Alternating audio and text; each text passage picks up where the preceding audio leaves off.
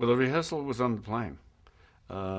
We actually, he said, "Don't worry, we're going to do all these standard kind of songs, and I've got a list here."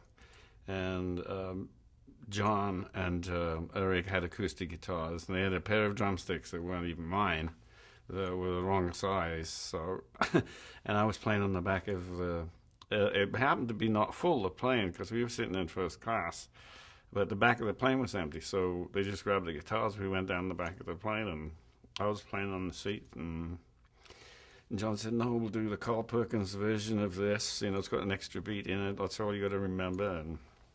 And then, you know, it just all came together on the plane there. And all of a sudden, I was on stage on a drum kit I'd never played before, with all these people and Yoko lying in a bag on stage in front of me, and I'm going, "Whoa, this is way over my head." So I was kind of like intimidated and a little bit naive to the whole situation, but it seemed to go off kind of well, and everybody seemed happy about it. And you know, it was very funny because John got really sick before the stage. He was so nervous he started throwing up. And I said, "Are you okay?"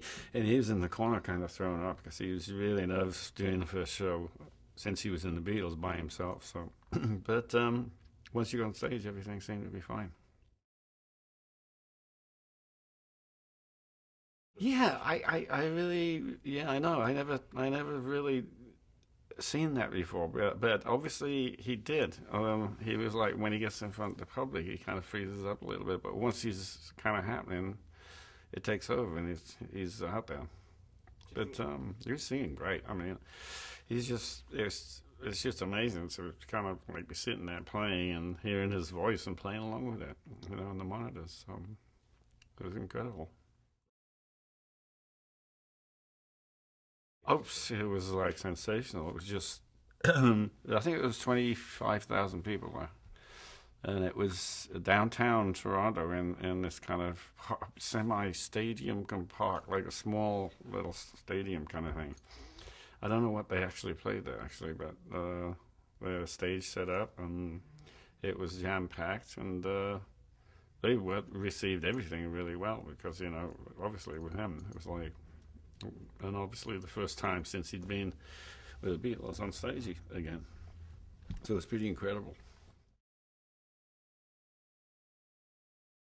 I know there's a lot of people that kept coming into this, you know, obviously from that led up to me playing on Instant Common and stuff, and Imagine, but it was a little bit transitory like that, where you know it was like whoever was around. That's his whole thing was if you're around at the time, you're in the Plastic Ono Band, kind of thing. But he always called me to be at the drums. He just call and say, "Alan, we're doing something else, and I need to be here at this time if you can do that." And that was the way it was.